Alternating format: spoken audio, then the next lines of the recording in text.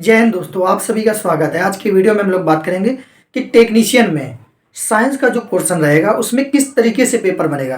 क्योंकि अभी तक जो पैटर्न आ रहा है उस हिसाब से ऐसा लग रहा है कि पैटर्न में बहुत ज़्यादा बदलाव हुआ है। पिछली बार आपने देखा था कि फिगर बेस्ड प्रश्न पूछे गए थे, चाहे रेलवे का ग्रुप डी का एग्जाम हो या कोई भी एग्जाम हो, फिगर वाले प्रश्न बहुत ज़्यादा थे। लेकिन इस बार पैटर्न में क्या बदलाव हुआ है और किस तरीके से आपको पढ़ना चाहिए, हर एक चीज़ पर हम लोग बात कर रहे होंगे। तो ये वीडियो टेक्नीशियन की तैयारी करने वाले बच्चों के लिए बहुत ही इंपॉर्टेंट होने वाला है। और लास्ट में हम लोग ये भी बात करेंगे कि आप लोग कहाँ से पढ़ें, कहाँ से तैयारी करें और अपनी स्ट्रेटजी कैसे बनाएं। क्योंकि अभी भी हमारे पास 23-24 दिन का समय बचा हुआ है, तो अभी भी काफ़ी टाइम है, आप अच्छे से तैयारी कर सकते हैं। तो आप लोग वीडियो एंड तक देखें और हर एक चीज़ आप लोगों को बताई जाएगी कि पेपर में क्या क्या पूछा जा रहा है और किस टाइप के प्रश्न बन रहे हैं।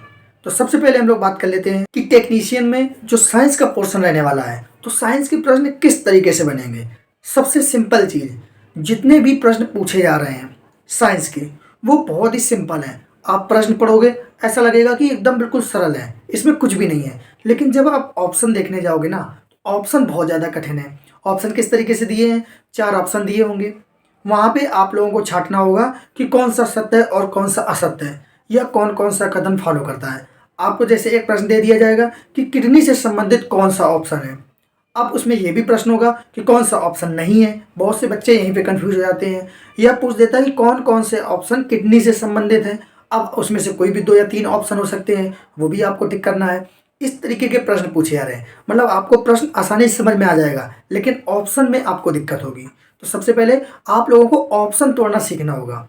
इसके लिए क्या करना होगा, आपको थ्योरी अच्छे से पढ़नी होगी। अगर आप सोच रहे हैं कि केवल वन लाइनर या प्रीवियस ईयर पढ़ के मेरा कुछ हो जाए, तो भाई ऐसा नहीं हो सकता है। अभी तक जो पहले पेपर हुए हैं वहाँ कहीं पूछता था बड़ी हड्डी बताइए, छोटी हड्डी बताइए, ऐसे प्रश्न पूछे जाते, किडनी की इकाई बताइए, मतलब ऐसे टाइप के प्रश्न पूछे जाते। लेकिन अब जो पैटर्न में बदलाव हुआ है, यही हुआ है कि प्रश्न पूछा जाता है कि सत्य या असत्य बताइए। अब यहाँ पे आपको ऑप्शन अच्छे से पढ़ने होंगे। अभी तक के पैटर्न पे मैं बात कर रहा हूँ, बिल्कुल एक एक चीज़ आप लोगों को बता रहा हूँ, आप लोगों को ध्यान रखना होगा। अगर आप लोगों ने इस चीज़ को सीरियस नहीं लिया, आपको बहुत ज़्यादा नुकसान हो जाएगा। इसलिए अभी भी समय है, आप अगर अभी समझ जाएंगे तो आप एक बेहतर तैयारी कर पाएंगे। तो आपको थ्योरी अच्छे से पढ़नी होगी, कॉन्सेप्ट अच्छे से पढ़ना होगा, तब जाकर इन प्रश्नों को आप सॉल्व कर पाएंगे। अगर वहीं बात करें हम लोग कि जो 40 प्रश्न बनने हैं, कि कितने ऐसे प्रश्न होंगे जो सत्य सत्य पर होंगे, तो मेरे अकॉर्डिंग अगर देखा जाए तो 60 से 70% प्रश्न ऐसे थे जहाँ पे आपको पूरे के पूरे ऑप्शन को ध्यान से ही पढ़ना पड़ता, संबंधित वाले ही थे। उसके बाद बहुत सारे बच्चों के मन में ये सवाल उठ रहा था कि क्या फिगर बेस्ड भी प्रश्न आ रहे हैं, क्योंकि पिछली बार फिगर बेस्ड प्रश्न आए थे। तो देखिए, रेलवे ने इस बार बहुत बड़ा बदलाव किया है। अगर मैं बात करूं फिगर बेस्ड प्रश्नों की, तो हो सकता है 40 में आपको 2 से 3 प्रश्न ऐसे हो जो फिगर बेस्ड प्रश्न मिल जाएं। नहीं तो अभी तक का जो हाल रहा है कि फिगर बेस्ड प्रश्न कोई नहीं आ रहा है, फिगर नहीं पूछा जा रहा है साइंस का। तो आप लोग फिगर में ज़्यादा समय ना बर्बाद करना, लेकिन जो इंपॉर्टेंट फिगर है वो जरूर पढ़ना है। ऐसा नहीं करना है कि अगर आपको मैंने बता दिया कि फिगर बेस्ड नहीं आ रहा तो आप फिगर बिल्कुल छोड़ ही दो। नहीं, फिगर तो पढ़ना ही पढ़ना है। आप साथ में थ्योरी और कॉन्सेप्ट भी तैयार कर दे रहे हैं। उसके बाद आपके मन में सवाल चल रहा होगा कि क्या न्यूमेरिकल भी आ रहे हैं, न्यूमेरिकल किस टाइप के आ रहे हैं, क्योंकि पिछली बार न्यूमेरिकल भी पूछे गए थे। तो भाई बिल्कुल न्यूमेरिकल आ रहे हैं, 2 से 3 न्यूमेरिकल पूछे जा रहे हैं। लेकिन न्यूमेरिकल इतना ज़्यादा कठिन नहीं है, बिल्कुल बेसिक बेसिक न्यूमेरिकल है। आप समझ लीजिए कि W = F × S, इस टाइप के न्यूमेरिकल है कि आप फार्मूला रखो और आप अपना आंसर प्राप्त करो। कोई ज़्यादा समय नहीं लग रहा है। आप अगर पेन भी नहीं उठाएंगे तो भी वो जितने भी न्यूमेरिकल हैं वो सॉल्व हो जाएंगे। या आवर्धन क्षमता आपसे पूछ देगा, दर्पण या लेंस की, तो ज़्यादा कठिन नहीं आ रहा है, पेपर ठीक आ रहा है। बस आपका वो पढ़ा हुआ होना चाहिए, कॉन्सेप्ट क्लियर होना चाहिए, अच्छे से समझा हुआ होना चाहिए, तभी वो सॉल्व होगा। तो आप लोग जैसे साइंस है, केमिस्ट्री की बात करें तो केमिस्ट्री में आपको क्या है, रिएक्शन पूछी जा रही है। अब रिएक्शन भी किस तरीके से पूछी जा रही है, जैसे सल्फ्यूरिक अम्ल को किसी से अभिक्रिया कराई जाए तो क्या बनेगा, उत्पाद क्या बनेगा। तो इस टाइप के प्रश्न आ रहे हैं, तो आपको रिएक्शन भी पढ़नी पड़ेगी। सबसे ज़्यादा आप लोगों को बायोलॉजी पर फोकस करना है, उसके बाद आप फिजिक्स पर फोकस करें। लेकिन थ्योरी, बायोलॉजी में तो पूरी की पूरी थ्योरी है, तो आप लोगों को पढ़ना ही पड़ेगा। यहीं पे एक चीज़ और, क्योंकि बहुत सारे लोग ऐसे कमेंट कर रहे हैं, प्रश्न पूछ रहे हैं कि क्या बुक्स पढ़ने का फ़ायदा मिलेगा या किसी कोचिंग में टीचर से हमने पढ़कर नोट्स बनाया, क्या उनसे फ़ायदा मिलेगा।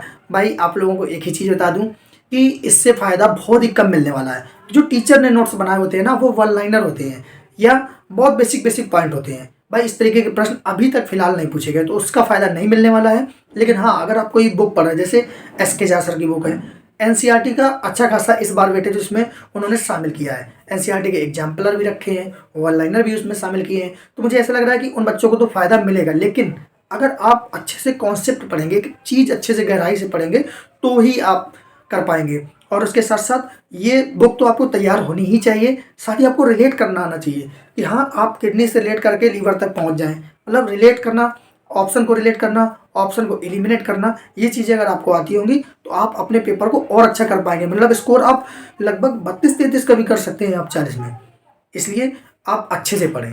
और साथ ही अगर आपके पास एनसीईआरटी की बुक हो, अगर बुक्स नहीं है तो कहीं से भी पीडीएफ डाउनलोड कर लीजिए। उसमें जो एग्जाम्पल दिए हुए हैं आप लोग एग्जाम्पल जरूर पढ़ लेना, क्योंकि मैंने ऐसा नोटिस किया अभी तक जो आप रिव्यू देख लेना, बच्चों ने जो प्रश्न बताए हैं साइंस के, एनसीईआरटी की बुक में सेम टू सेम आपको मिल जाएंगे छपे हुए, वो भी हाईलाइट किए हुए पॉइंट मिल जाएंगे, साथ ही एग्जाम्पल में भी मिल जाएंगे।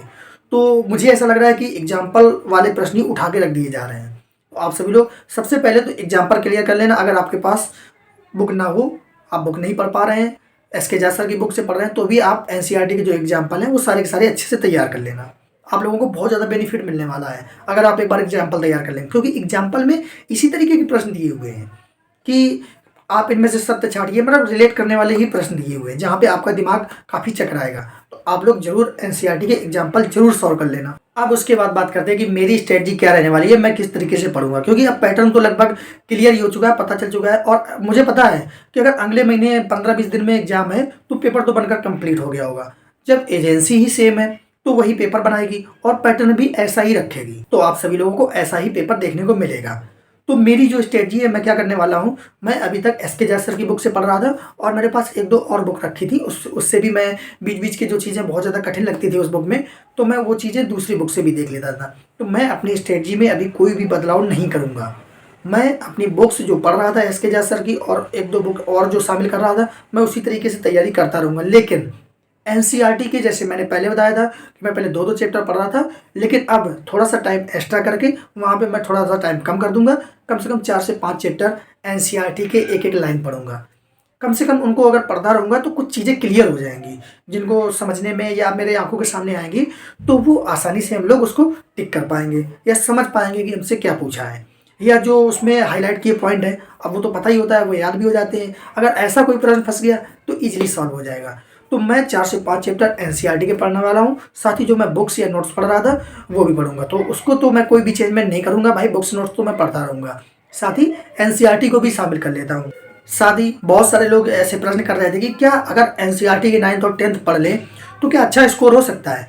भाई ये रियलिटी है, अगर कोई बच्चा बहुत पहले से एनसीईआरटी 9th और 10th पढ़ रहा है साइंस की तो उसका अच्छा स्कोर होने वाला है, इस चीज़ की मेरी गारंटी है, उसका स्कोर अच्छा जाएगा। लेकिन हाँ, अभी भी उसके 20-25 दिन समय बचा हुआ है। आप बस एक चीज़ ध्यान रखना, वो है कि जो हिंदी वर्ड, जो मोस्टली हिंदी वाले वर्ड होते हैं वो आप लोगों को कई तरीके के मिल जाते हैं, तो आप क्या करें, उसका इंग्लिश जो मीनिंग है वो भी याद कर लें। क्योंकि इस बार के पेपर में जिसने भी एनसीईआरटी पढ़ी होगी उसमें शुद्ध हिंदी दी हुई है, हिंदी की वजह से बच्चों को बहुत ज़्यादा दिक्कत आती है, तो पेपर में इंग्लिश वर्ड भी लिखा मिल रहा है। अब जब इंग्लिश वर्ड मिल जाएगा, वो तो पढ़ के हिंदी कहाँ है, तो उनको तो समस्या होने वाली है। इसलिए आप इंग्लिश मीनिंग भी याद कर लें। अगर आप इंग्लिश मीनिंग याद कर लेंगे तो आपका स्कोर अच्छा रहने वाला है। लेकिन अगर आप सोचें कि हम 40 में 40 स्कोर कर पाएँ, तो भाई ऐसा पॉसिबल नहीं है। 40 में 40 स्कोर बहुत ही कम लोगों का होगा। कम से कम अगर एनसीईआरटी की बात करें तो 32 से 33 प्रश्न आपको एनसीईआरटी के मिल जाएंगे। उसके बाद आप सभी भी जानते हैं कि टेक्नीशियन ग्रेड 3rd में हमारा जो आईटीआई ट्रेड मांगी गई है, तो ट्रेड के 3-4 प्रश्न तो पक्का मिलेंगे। 3-4 प्रश्न आपको ट्रेड के मिलेंगे। साथ ही कुछ 2-3 प्रश्न जो होते हैं, 2-3 प्रश्न जो बच रहे हैं वो फर्स्ट ईयर या इंटर के रख देंगे। तो यहाँ पे थोड़ी सी बस फंस सकते हैं, 5-6 प्रश्नों में आप लोग फंस सकते हैं।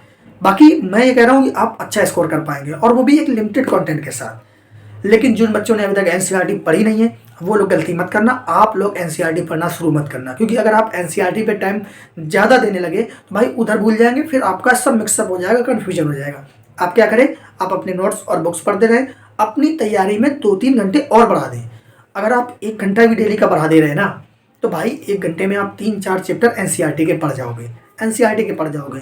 और जो उसमें प्रैक्टिकल वगैरह दिए होते हैं वो पढ़ना ही नहीं है आपको। अगर प्रैक्टिकल में कोई फार्मूला लिखा है, समीकरण लिखा है, बस उतना ही पढ़ लो तो आपको फ़ायदा मिलेगा। तो आप लोग इस तरीके से तैयारी करें, बेहतर स्ट्रेटजी रखें, आपका बहुत अच्छा स्कोर होने वाला है। क्योंकि मैंने अच्छे से जांचा है, तभी मैं आप लोगों को ये वीडियो बना के दे रहा हूँ। और आप देख लेना, आपको विश्वास नहीं है आप मत मानिए, आप जिस तरीके से पढ़ रहे हैं, जैसी तैयारी कर रहे हैं वैसे करते रहिए।